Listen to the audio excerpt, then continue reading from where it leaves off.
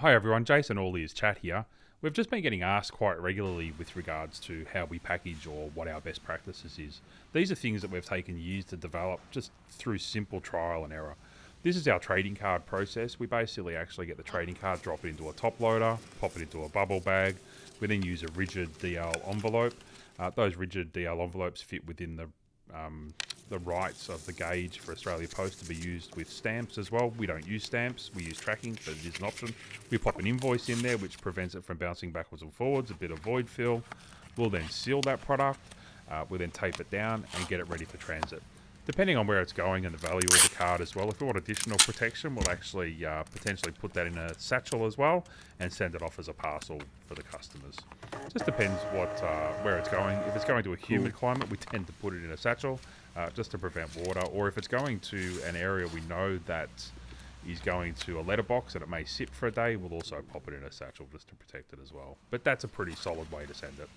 Then we also have pops, which is another popular item that we sell, or toys in general. We actually double and triple box almost some of these items.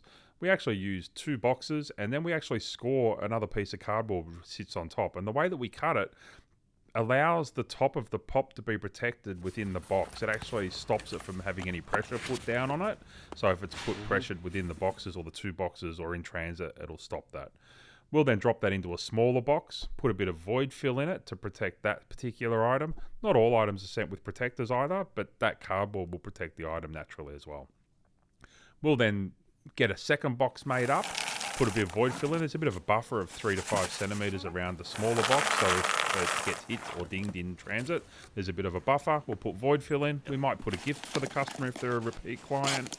We'll then seal it up with 3 tape. We just have a preference for 3, a bit over the top, but we do that.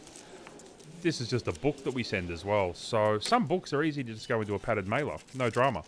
We prefer an experience. This is a new item, so we try and protect the edges a bit more because we want it to arrive in the condition that it was sent in and not have any dings or bumps. We use the hex paper, we'll wrap it up, and the way we wrap it gives a little bit of a boundary or a bit of an edge on the product to prevent it from being dinged, and drop it into a box.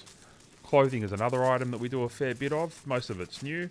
We'll fold it, we'll create a little pocket for the actual clothing, put the tissue paper around it, then put a sticker on it, so it's all nice and neat when customers open it and take it out of the satchel.